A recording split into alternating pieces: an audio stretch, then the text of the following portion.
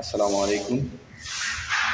আলহামদুলিল্লাহ, আমাদের যে আমাদের মসজিদ কিন্তু ভিতরে রং করা প্রায় কমপ্লিট হয়ে গেছে। ভিতরে রং কমপ্লিট হওয়ার পর এখন মসজিদ পরিষ্কার করা হচ্ছে। দেখতে পাচ্ছেন যে আমাদের সাহেব আলী ভাই এবং মাসুম ভাই সকাল থেকেই কিন্তু কাজ করে যাচ্ছে।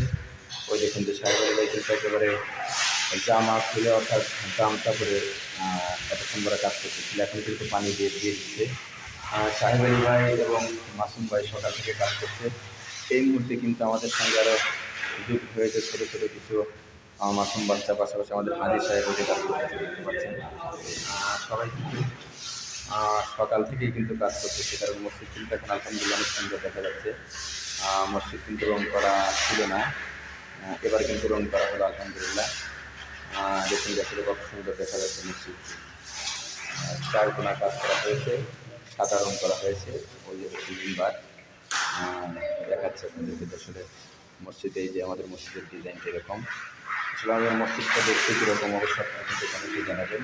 আমি আশা করি সকলে এটাই বলবেন যে মসজিদ আল্লাহ তাআলা যেমনই হোক সকলকে দান দিতে চাই। কথা ঠিক আছে, সকলকে দামি মসজিদ মানে আল্লাহর ঘর মানেই তো সবচেয়ে দামি। তারপরেও মসজিদের ডিজাইন বা মসজিদটা আসলে জায়গা কীরকম, আমাদের এই মসজিদটা কিন্তু একেবারে নদীর ধারে।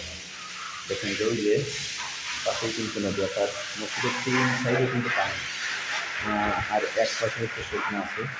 তাদেরকে যদি দেখাই, ওই যে পাশে কিন্তু নদী, আমি নদীর ধারে কাজ করতেছে অনেকেই, অর্থাৎ সাহেব আলী ভাই শহরে অনেকেই কিন্তু হাজি সাহেব কিন্তু কাজে করতেছে এই মুহূর্তে।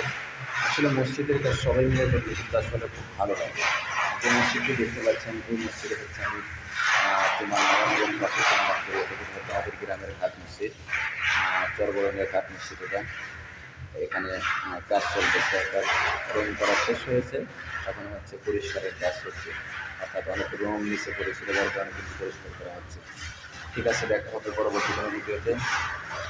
আমার জন্য দোয়া করবেন, আমার ছোট্ট খামারের জন্য দোয়া করবেন। পাশাপাশি আমাদের গ্রামের যে মসজিদ, অর্থাৎ আমি যে মসজিদে জমা পড়াই, এই মসজিদটা দেখতে কেমন সেটি কিন্তু আপনারা কমেন্টে জানাতে বলবেন। অবশ্যই কমেন্টের মাধ্যমে জানিয়ে দেবেন যে আমাদের এই মসজিদটা কেমন দেখতে।